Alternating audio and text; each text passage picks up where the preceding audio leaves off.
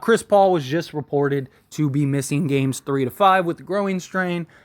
It's over. And even if Chris Paul played, I think the series is over. Everything that we've seen from Phoenix, even in the Clippers series, I don't even think they would have beaten the Clippers if Kawhi was there. If Paul George and Kawhi were there, I don't think the Phoenix Suns would have won that series. Everything that I said after the trade, and I got a lot of slack for it. I really did. I had a lot of people, saying, "Oh, you don't know nothing," blah blah blah blah. The whole all the comments of like, "Oh, Kevin Durant, he's Kevin Durant, he's on the Suns, that's it. Give him the trophy now, this, that, and the other." And I said they have no depth, no bench, no defense. They're gonna be too reliant on Kevin Durant and Devin Booker, and they're not gonna be able to beat anybody. They're not. And they beat the Clippers, but the Clippers ended up losing their two best players. And they still struggled at times. And now they're playing the Denver Nuggets, and the Denver Nuggets are just abusing them. And it's taking Devin Booker and Kevin Durant to score 70 a game for them to even keep it in the ballpark, let alone have a chance to win this series. And look, Phoenix, maybe they win one game. Right, I could see, Denver just having a bad game, Kevin Durant, Devin Booker going off for 70, and they win that game. But they're not going to win this series. They're done.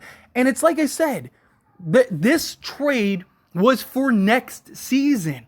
They didn't go and trade Kevin Durant or trade for Kevin Durant to necessarily win. It was like, hey, we have a real shot this year. Let's go get Kevin Durant.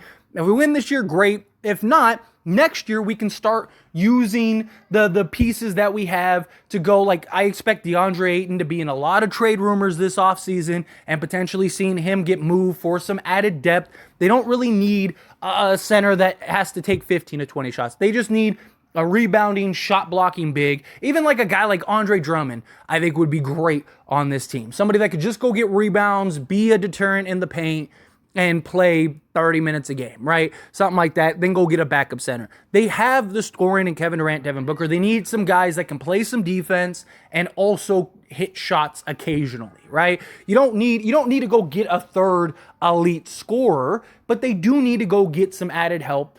This offseason, I expect them to put together a real championship contending team. But we'll see. Again, they're not very good. They're just not. Watch the games. I said it in the Clippers series and people gave me smack about it. I said they're not very good. Watch the games. They're not good. They're reliant on Devin Booker going off for 50 every night.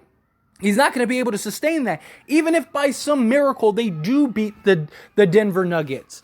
Look, Kevin Durant was the best pick and roll player in the league this year. There is a real argument that the Phoenix Suns may be better if Kevin Durant has the ball in his hands. So we'll find out. Maybe Phoenix looks better if you just let Kevin Durant kind of run the offense, have Payne kind of bring the ball up, give it to Kevin Durant, and then let Kevin Durant kind of slice and dice the defense, right? Whether he scores or dishes, whatever. Realistically, I don't think that's going to happen. Kevin Durant, I think, is too passive, and I think he's going to let Devin Booker take 30 shots. And, like I said, they probably win one game in Phoenix just because, they're capable of getting hot. I can see somebody else like a Ross, something like that, maybe just knocking down 5 threes or something crazy, and they steal a game.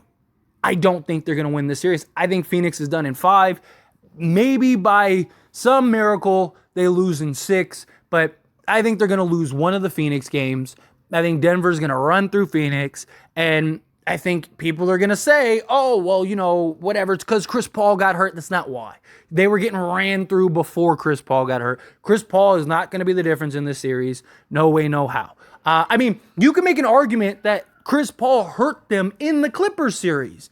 You had Chris Paul and DeAndre Ayton trying to close out games down the stretch when you have Kevin Durant and Devin Booker. Why is that happening? You have Chris Paul as your point guard, your point guard. Why isn't he getting the ball to your two best shooters and scorers? That's beyond me. And nonetheless, that's what happened. They were able to get out the Clippers series because Clippers lost their entire main guys.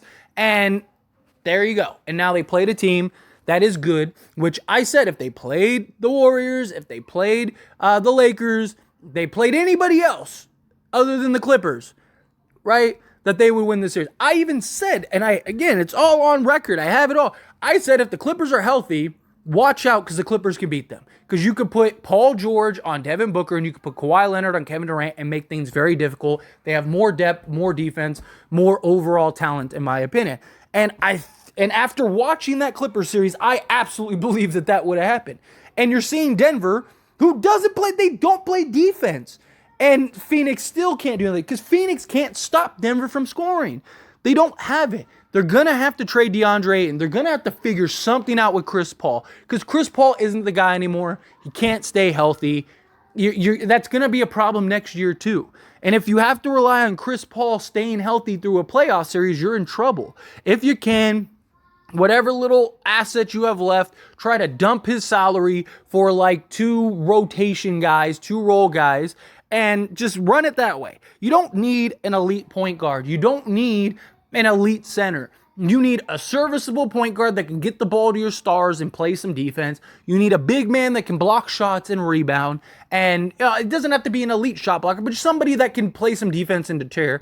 And then you need to go get another defensive wing that can guard and be a point of attack, right? They need to do something like that. They need to figure that out one way or another.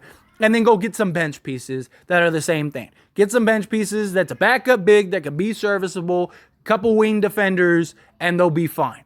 They don't need anything too crazy. You do have Devin Booker and Kevin Durant who are going to give you a good chunk of your offense. You just need guys that can hit shots from time to time and create plays, and you're good. Play some defense. You're good.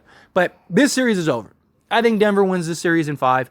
I said that they would win the series. I didn't see Phoenix being able to keep up because they don't have a way to stop anybody. And if Kevin Durant and Devin Booker have one bad game, that's it. It's over. That literally could be the difference of the series. And Devin Booker has disappeared in moments. He hasn't yet, credit him. But we've seen Devin Booker completely disappear. Kevin Durant, we've seen completely disappear at times. So you have 2 guys that have the potential of disappearing a game or 2. Kevin Durant, you can make an argument, has disappeared a couple times throughout this playoff run.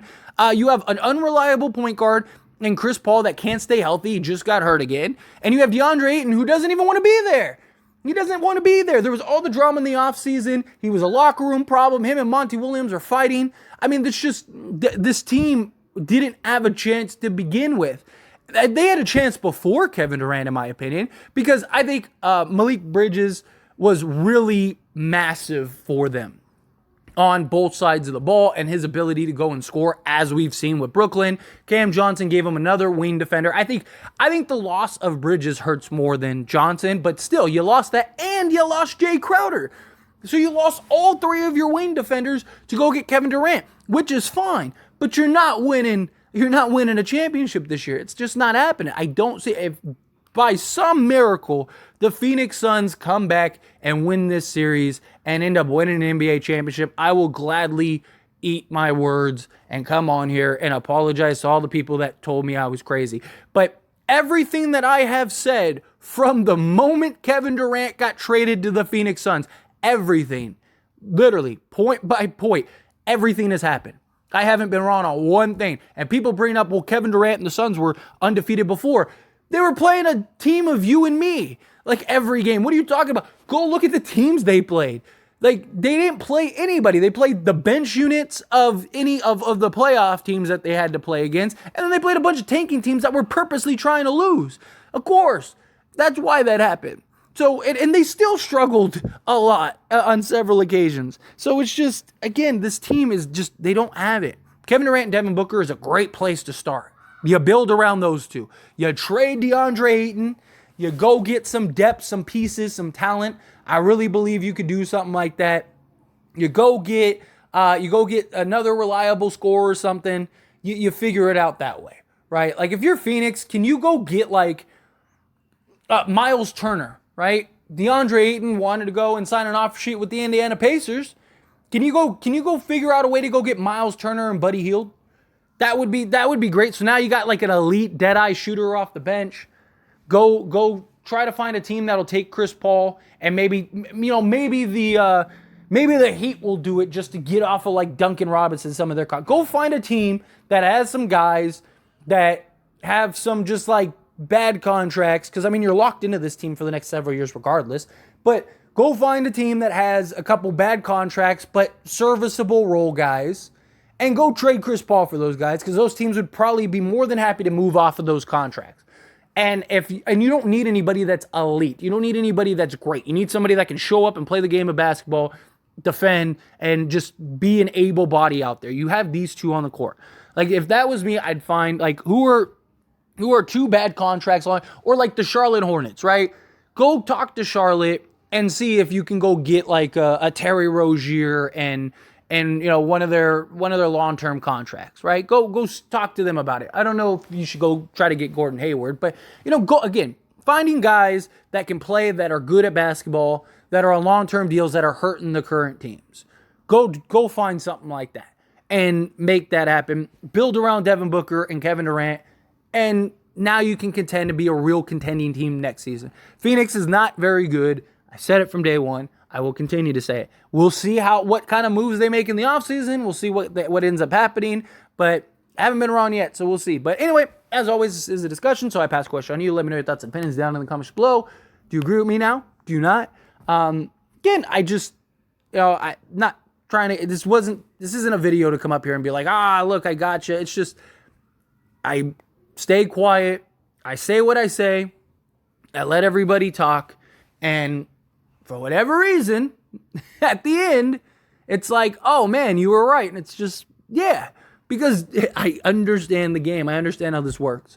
But anyway, again, let me know however you feel. Love to hear it. Let me know down in the comments.